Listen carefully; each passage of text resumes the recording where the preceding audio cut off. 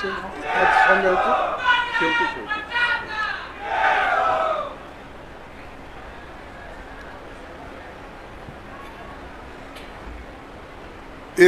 मंच पर बैठे हुए हमारे नेतागण, उत्तम कुमार रेड्डी जी जो तेलंगाना के वरिष्ठ मंत्री हैं, और इस जिले के हमारे पार्टी के ओर से देखभाल करने वाले सीनियर लीडर दिलीप राव देशमुख जी,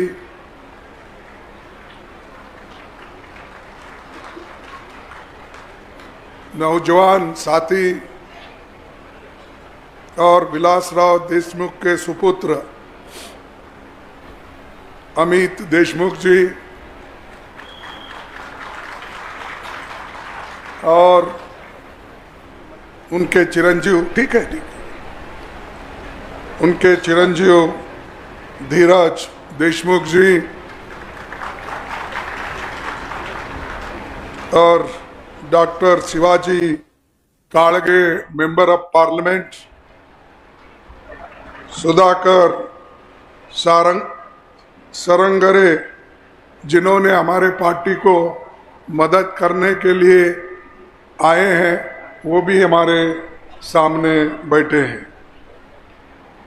महाविकास आघाड़ी के उपस्थित सभी नेतागण और मंच पर बैठे हुए सम्मानित हमारे मुखिया और सभी यहाँ पर पधारे हुए हमारे जितने भी किसान भाई हैं, माताएं हैं, बहनें हैं, नौजवान साथी हैं, और मीडिया के मेरे दोस्तों, ये लातूर बहुत बड़ा जागृत स्थान है और मुझे खुशी है कि मैं बार बार लातूर में आता हूं, इसीलिए कि विलासराव देशमुख बहुत ही अच्छे व्यक्ति और उन्होंने हमेशा लोगों के साथ मिलजुल के रहते थे और हमेशा हंसमुख, किसी को गुस्से से कभी देखते नहीं थे। वो हमेशा सबके साथ मिल के रहने वाले ऐसे एक व्यक्ति थे। मेरे को एक बात याद आ रही है कि जब ये आरएस गवी एक यहाँ पर अपर हाउस के चेयरमैन थे महाराष्ट्र के, वो रिपब्लिकन पार्टी के थे, वो और सीएम आर्मोगम दोनों मिलके मेरे कोठी पे आए थे बेंगलोर में जब मैं रेवेन्यू मिनिस्टर था। तब बातों बातों में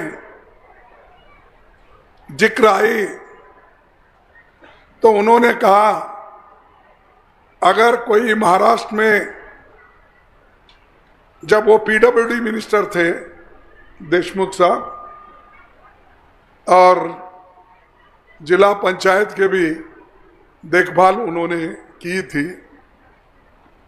तब उस वक्त उनके मुंह से निकला अगर महाराष्ट्र में यशस्वी चीफ मिनिस्टर अगर कोई बनने वाला है इस कैबिनेट में तो विलासराव देशमुख बनेंगे। ये उन्होंने मुझे 1980 के अंदर कहा था। ये देखने के बाद उस वक्त मैं रेवेन्यू मिनिस्टर था कर्नाटक का, मुझे ऐसा मालूम हुआ कि भविष्यवाणी कर रहे हैं और बॉम्बे में उधर इधर बहुत बड़े बड़े लीडर है। अब देशमुख साहब का कैसा नंबर लगेगा ये मेरे को सोच लगी थी, लेकिन उन्होंने बोला अगर बनना है तो वही बनेंगे, और अब बहुत अच्छा काम कर रहे हैं। इसीलिए उतने नौजवान यंगस्टर उन्होंने इस महाराष्ट्र का चीफ मिनिस्टर की कुर्सी संभाली और बहुत तरक्की उन्होंने की। ऐसे कम व्यक्ति होते हैं काम करने वाले, और आज उनके सुपुत्र भी, जब मैं अमित देशमुख को देखता हूं तो मेरे को हमारे विलासराव देशमुख की याद आती है, और उनका सारा मिला जुला चेहरा है। और वैसा ही जब हमारे धीरज को देखता हूं, उनको उन माता जी को देखे जैसा होता है कि ऐसे जो लोग हैं और इनके ऊपर आशीर्वाद रखने वाले हमारे दिलीप राव देशमुख, जिन्होंने खूब संभाल के रखा है, उनका रक्षण किया है। विलासराव देशमुख हम में नहीं है, लेकिन दिलीप राव देशमुख उनका जगह लेके सब कुछ संभाल रहे हैं। इसलिए मैं उनको धन्यवाद देता हूं। पार्टी को एक रखना, घर को एक रखना, ये सबसे बड़ी बात है। और आज मैं यहां पर आया हूं आपका उत्साह देख के, और महाराष्ट्र में जो बड़ा बदलाव करने के लिए आप लोग यहां पर आए हैं। महाराष्ट्र की धरती छत्रपति शिवाजी महाराज, लोकमान्य तिलक, महान नायकों की धरती है।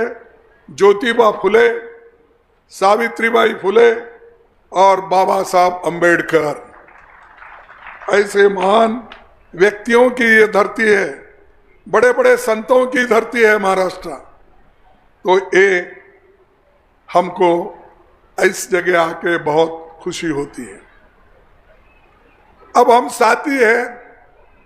आपको आजादी कब मिली? देश को आजादी मिली 15 अगस्त 1947 में। हम और आपको मिली 17 सितंबर 1948 में। तो हम लोग साथी चल रहे हैं। और निजाम सरकार जो थी, उसको जब भारत आज़ाद हुआ तो हम सब लोग भारत में विलीन हो गए। और आज तरक्की के जो रास्ते आप लोगों ने जो खास करके निकाला है, वो बहुत अच्छा है। मेरे को और भी खुशी हो गई जब हमारे अमित ने कहा यहां पर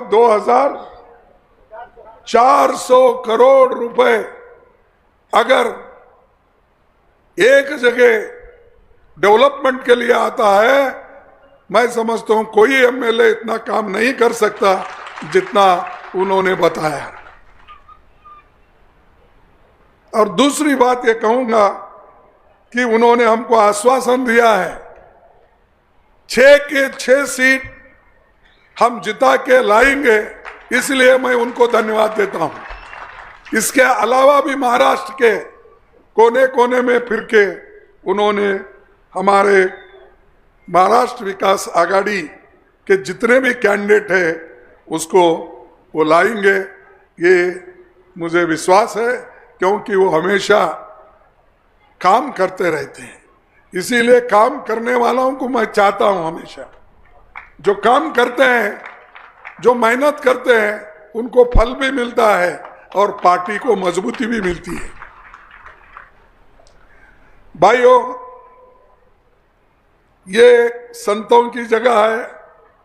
मैं जगह उसके बारे में ज़्यादा नहीं बोलता, क्योंकि संत को आप लोग तो पूरे जानते हैं। संत तुकाराम, संत ज्ञानेश्वर, संत नामदेव, ये जितने भी संत हैं वो सब महाराष्ट्र में ही हो गए हैं।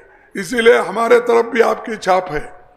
एकनाथ बोलते हैं, ज्ञानेश्वर बोलते हैं, नामदेव बोलते हैं, ये सब गुलबर्गे में भी, आधा गुलबर्गे में कहीं ना कहीं ये नाम वाले आपको मिलेंगे। यानी ये संतों का छाप गुलबर्गा, बीदर में बहुत बड़ा है।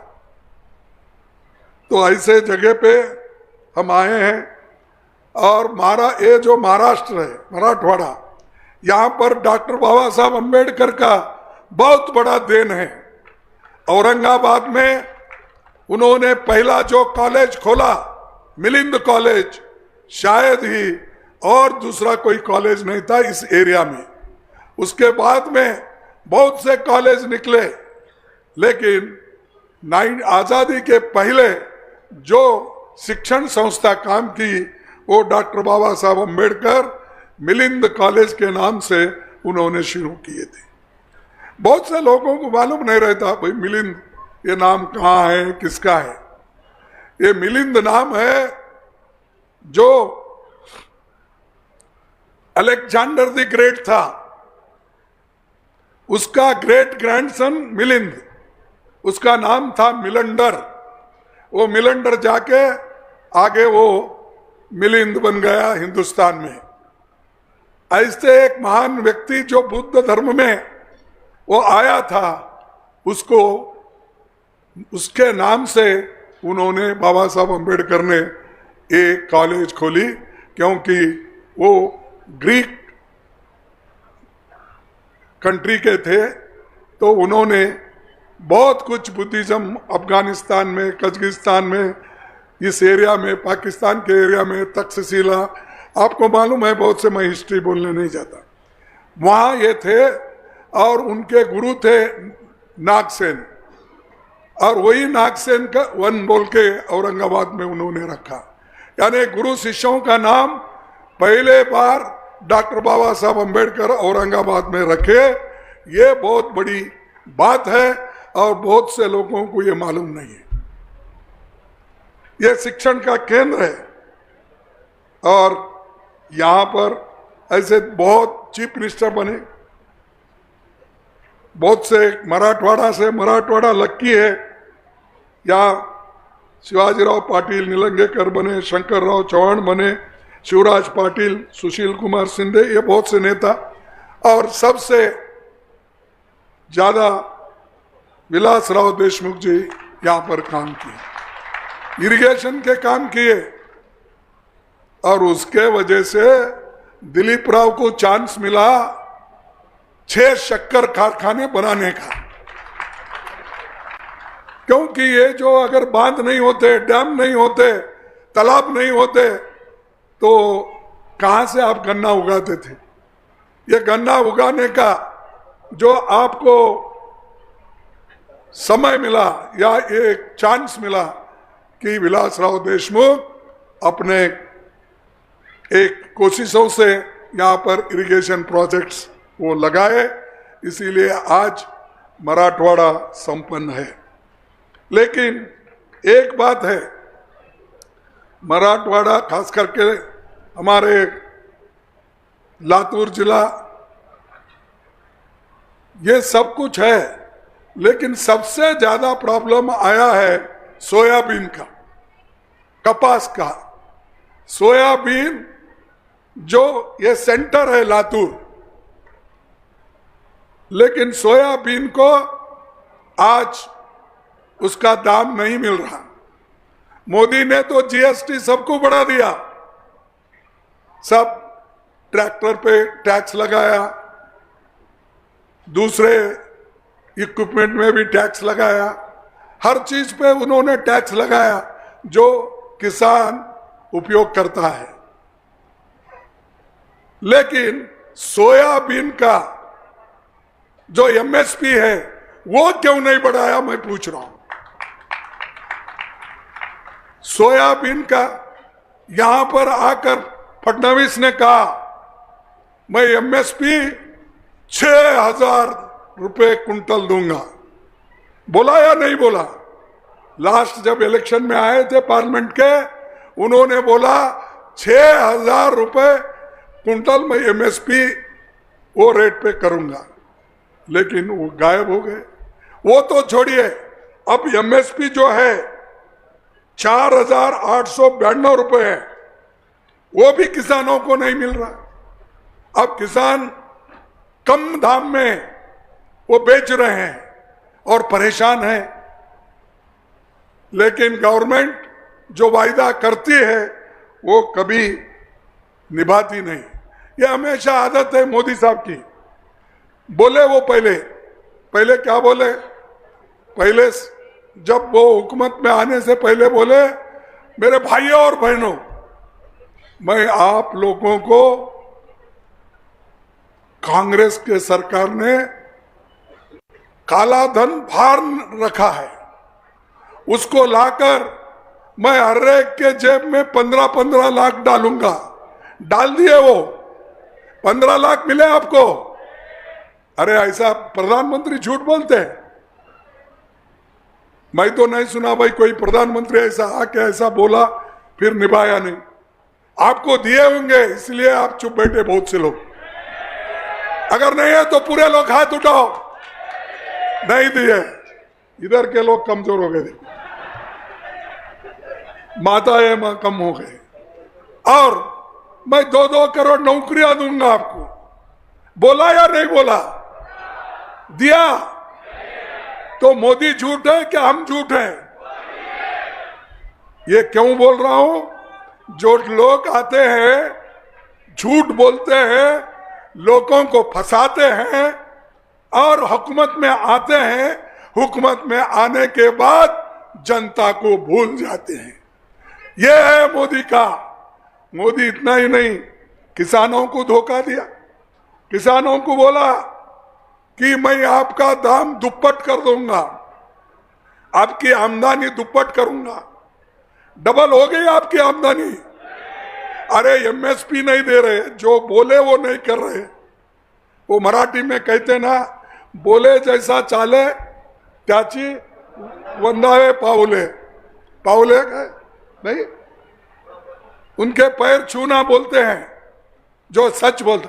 अब ये सच नहीं बोलता, इसको क्या करना चाहिए? अरे आप बोलो भाई, आपको दर्द नहीं हुआ? ये झूठ, ये किसानों को झूठ, युवकों को झूठ, और 15 लाख रुपए देने का झूठ, और गैस सिलेंडर का तो ऐसा प्रचार कर लिया। मेरा दुख, बहुत दुख होता है, मला फार दुख होता है। हाँ, ज्या वेळेला मी आमच्या आई बहिणींना बघतो जे चुलीवर बसतात, लाकडं जाळतात, ते त्यावेळेला ते धुवा निघतंय, ते धुवा जेव्हा डोळ्यात जातंय, डोळ्यातून पाणी येतात, तसं मला सुद्धा पाणी येतंय। म्हणून मी गॅस सिलेंडर फ्री करणार आहे म्हणला। आता किंमत वाढवत चाललंय। एवढं खोटं बोलतोय, पण जे काही खोटं बोलतोय रेटून बोलतोय। आणि तुम्ही लोक समजता अरे हे खरं आहे। असा माणूस प्रधानमंत्री देशाचा निवडून आलेला आहे, तर हे काँग्रेसवाले उगी असं सांगतात म्हणून। आणि मी पुन्हा आपलं जे हे एमएसपी रेट आहे कपासचं, कॉटनचं, ते आम्ही 2000 असलेलं 2500 रुपये प्रति क्विंटल कम में बिक रहा है, उसको हम एमएसपी के साथ जोड़ के वही रेट देंगे जो फिक्स किया हुआ है।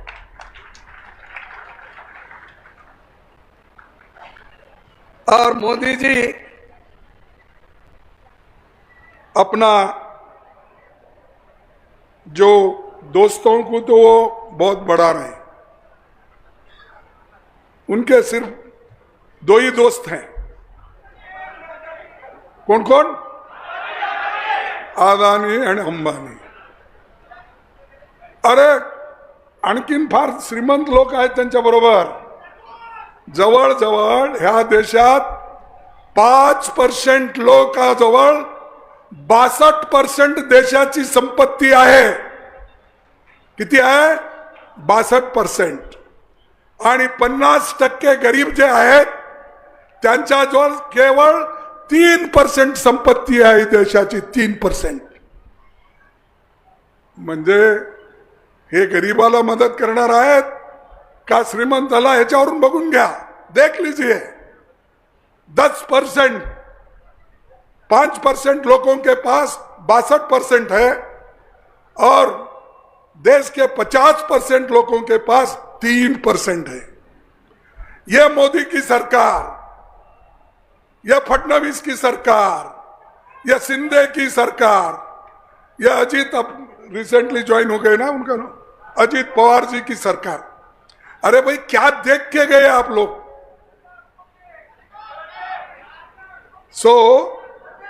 ये सब अगर मैं बोलूंगा तो गलत नहीं होगा. वैसा ऐसा करके चोरी करके सरकार बनाए हैं. ये तो चोरों की सरकार है.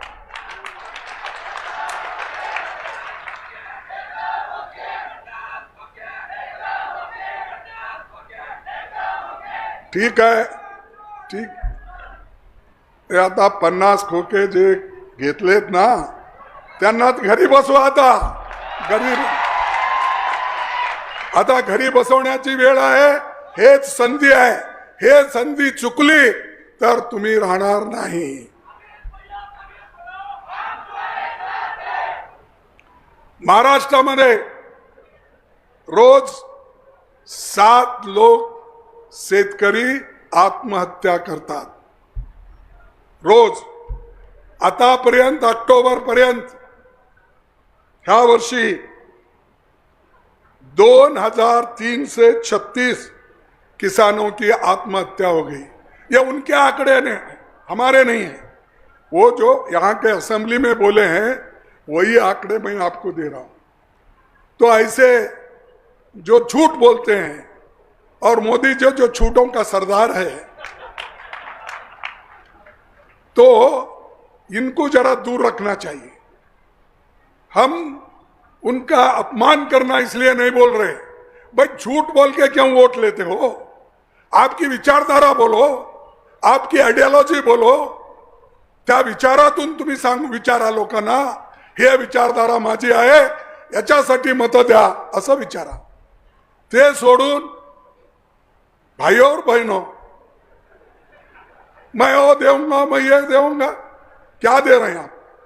सबको जो दे रहे हैं वो झूठ वायदे, और उससे देश बढ़ने वाला नहीं.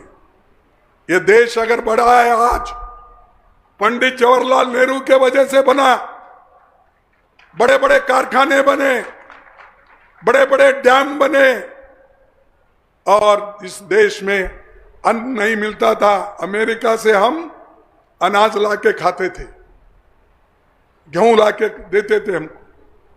लेकिन आज ग्रीन रेवोल्यूशन करके कांग्रेस पार्टी सबको अन्न दे रही है. फूड सिक्योरिटी एक्ट हमने लाया, मनरेगा हमने लाया, बच्चों को फ्री एजुकेशन प्राइमरी का हमने किया. तुम क्या किए? तुम कुछ नहीं, सब बंडल मारना, बंडलबाज. इसीलिए मैं कह रहा हूं कि हमारे साथियों को ये पूछना चाहिए जब वो आएंगे, भाई क्या दिए आप? अगर देखो कर्नाटक में महालक्ष्मी योजना हमने की, वहां पैसे दे रहे हैं हम 2000 रुपये. यहां पर 1500 दे रहे. नहीं, किती देऊ लागलाय? अरे आम्ही 3000 रुपये देणार तुम्हाला आमची सरकार आल्यावर. 3000 पाहिजे का नको? अरे ज्यांना पाहिजे ते हात उठवा. माझ्या आईनो, तुम्ही हात उठवा. हम दे के रहेंगे, चुप बोल के नहीं जाएंगे, देंगे। 4,000 रुपए हमारे युवकों को स्टाइपेंड के रूप में काम मिलने तक एक पीरियड फिक्स करते हैं, जिसके लिए आप कोशिश करना पड़ता है, स्किल डेवलपमेंट उसकी। उनको 4,000 रुपए महीना हम देंगे। हमारी सरकार ये काम करने वाली सरकार है और दूसरों का जैसे सिर्फ झूठे बातें नहीं करेगी। हम जो भी करेंगे गरीबों के लिए करेंगे, और गरीबों के लिए जो इंदिरा गांधी की, जवाहरलाल नेहरू किए, सोनिया गांधी जी किए, वो लेकर हम आगे बढ़ रहे हैं। और आगे बढ़ के जो जा रहे हैं वो मराठवाड़ा के लोग सबसे आगे हैं। कांग्रेस पार्टी को सबसे ज्यादा अगर मजबूती मिली है तो मराठवाड़ा में मिली है, विदर्भा में मिली है, वेस्टर्न महाराष्ट्र में मिली है, और बंबई में भी हम अपने पैर मजबूत रखे हैं। लेकिन चंद लोग भड़काते हैं, क्योंकि ये झूठों की सरकार है, ये झूठ बोल बोल के ऐसा ही चला रहे। बहुत से लोग भाग गए,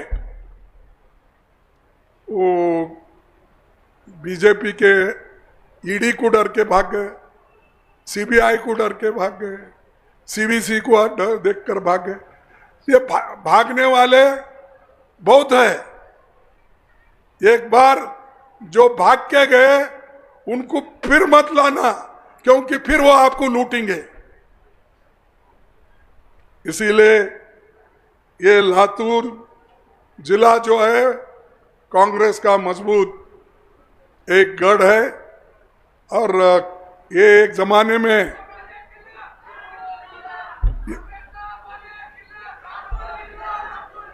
लातूर जिल्हा इथं एक किल्ला आहे आणि हे राष्ट्रकुटाच्या वेळेला राजधानी सुद्धा होती, माहित आहे तुम्हाला? तो राष्ट्रकुटाच्या वेळेला राजधानी होती, इथून पुन्हा ते आमच्याकडे आली। असं जवळचा संबंध जे आहे ते सांगू लागलो, पण हे लातूर पक्का काँग्रेस आहे आणि काँग्रेसच्या विचारधारावर चालणारा आहे। म्हणून आपण नेहमी ह्या पक्षाला मदत करत आलात, ते आपला आशीर्वाद हमारा पाहिजे। हम ये जानते हैं कि आप लोग हमको आशीर्वाद करेंगे, और मोदी जी जो झूठ बोल के जाते हैं वो हर जगह फिर रहे हैं।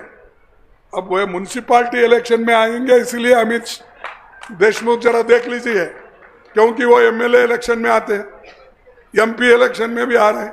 कितना फिर रहे, अपनी कुर्सी बचाने के लिए इतना फिर रहे पूछो मत। अरे हम संविधान बचाओ, लोकतंत्र बचाओ बोल के हम फिर रहे हैं, इन्होंने मेरी कुर्सी बचाओ ये बोल रहे हैं। तो भाइयों, आपको सबसे ज्यादा मैं खास करके पिछड़े, अति पिछड़े, दलित, माइनॉरिटीज और सब गरीब लोगों को, सब जात में गरीब लोग हैं, इनको कह रहा हूं, तुम्हारा हकूक, तुम्हारे हक अगर किसमें है, तुम्हारी हिफाजत अगर किसमें है, तो बाबा साहब अम्बेडकर लिखा हुआ संविधान में है। संविधान चले गया, तुम कहीं के नहीं रहेंगे।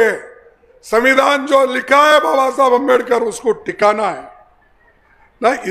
ये तो है, ये संविधान है। इसको भी मोदी के लोग बहुत मजाक उड़ाए। भाई राहुल जी जब लेके दिखाए उनको, अब भाई कोरे पन्ने हैं बोल के दिखे, ये कोरे पन्ने हैं। और यही लाल ऐसा कवर लाल है भाई, अंदर तो जान है ना, हर लोगों की हिफाजत इसमें है। लेकिन मोदी जी नक्सलाइट का है, कम्युनिस्ट का है, क्या क्या की बोले। और ऐसी बुक मोदी जी ने प्रेसिडेंट ऑफ इंडिया उस वक्त जो थे कोविंद, वो कोविंद को उन्होंने यही बुक दिया है, ये देखिए, ये बुक दिया। फिर मैं बोलूं मोदी जी को, अरे नक्सलाइट है मोदी? नहीं, आप बोलिए हमारे हाथ में है तो ये नक्सलाइट, अर्बन नक्सलाइट, अब इनके हाथ में है तो ये दोनों नक्सलाइट है, बोलो। ऐसे झूठ बातें बोलते हैं। अरे भाई, तुम प्रधानमंत्री हो, तुम कोई एक स्टेट के मंत्री नहीं या चीफ मिनिस्टर नहीं, 140 करोड़ जनता के मुखिया हो। लेकिन आज वो सब भूल गए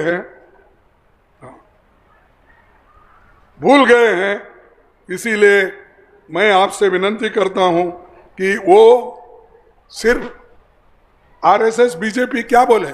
जब अंबेडकर ने ये कॉन्स्टिट्यूशन लिखा तब उन्होंने ये बोला कि ये मनुस्मृति के तत्वों पर आधारित नहीं है, इसीलिए उन्होंने जला दिया। दिल्ली में रामलीला मैदान पे अंबेडकर बनाया वो संविधान और नेहरू जी की फोटो, गांधी जी की फोटो, तीनों को उन्होंने जला दिया। और ऐसे लोगों को आप वोट देते हैं? मैं पूछता हूं, वही लोग हैं बीजेपी में, वही लोग हैं आरएसएस में जिन्होंने बाबा साहब अंबेडकर के संविधान को विरोध किया है। तेच लोक आहेत जे बाबासाहेब आंबेडकरनी बनवलेलं जे संविधान आहे त्या संविधानाला यांनी रामलीला मैदानवर ज्या वेळेला हे बाहेर आलं त्या वेळेला हे जाळून टाकले। और ऐसे लोगों को तुम चुप बैठाने देते, छोड़ते हैं? उसका बदला लो, नहीं तो तुम कहीं के नहीं रहेंगे, ऐसे भाषण सुनेंगे चले जाएंगे।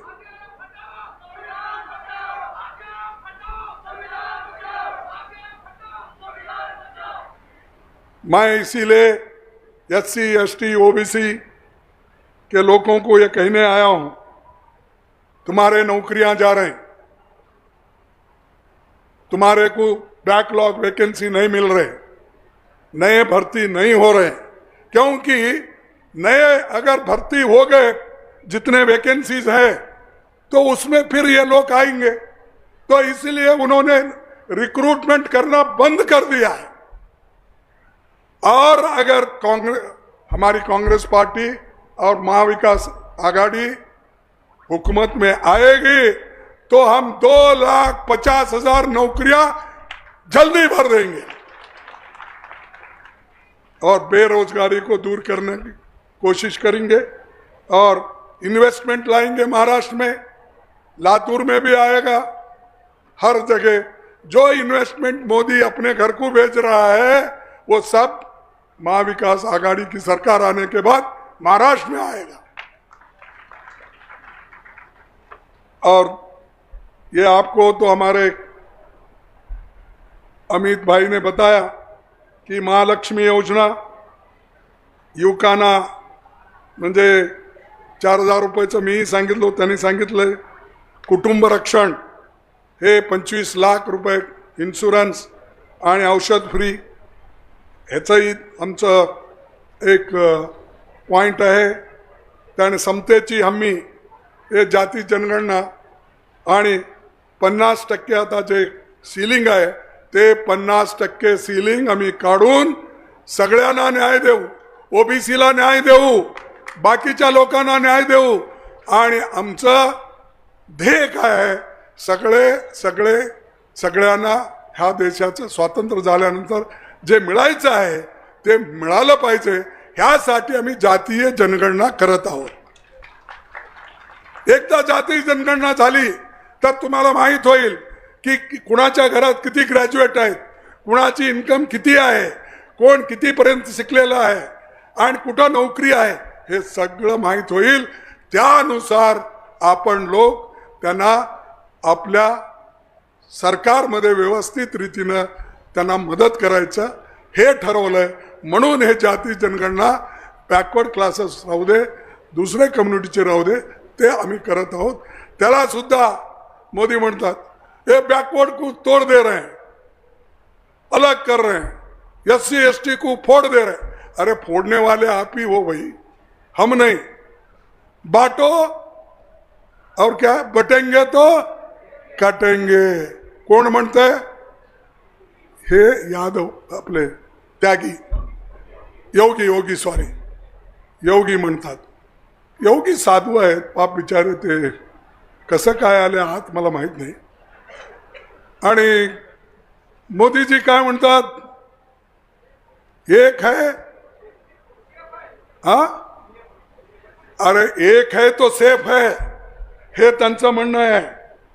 तो इसीलिए मैं 2 मिनट और आपका लेता हूं और मैं अपने बातों को खत्म करता हूं. भाइयों, एक छोटी सी शायरी आपके सामने पेश करूंगा और उससे आपको मदद मिलेगी कि मोदी जी क्या कर रहे हैं, हम क्या कर रहे हैं.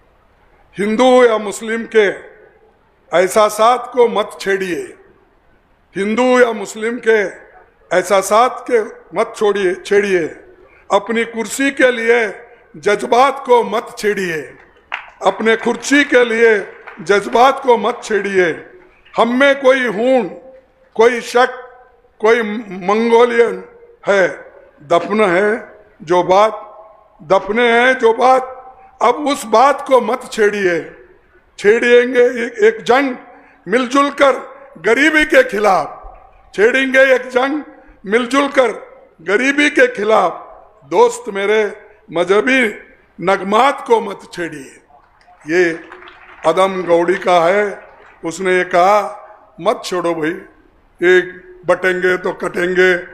ये क्या है? कैसा बोल सकते हैं ऐसा कोई? हम तो एक है. और मैं आपको यही कहूँगा कि मैं आपसे आवाज देने के लिए पूछूंगा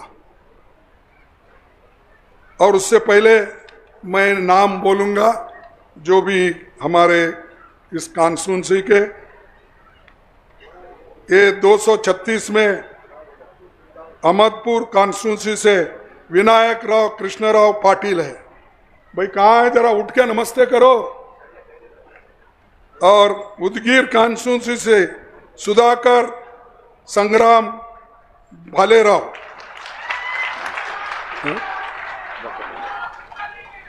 अच्छा सुधाकर.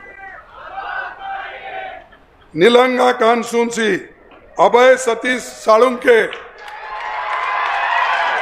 ओके. औसा कॉन्स्टिट्यूंसी से दिनकर बाबूराव माने, ओके.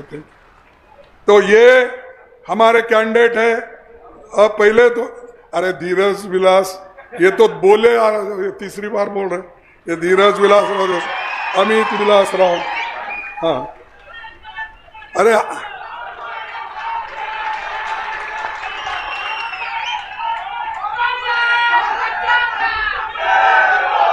देखो देखो, हमारा देश एक है और एक रखने के लिए इंदिरा गांधी जी अपनी जान दी.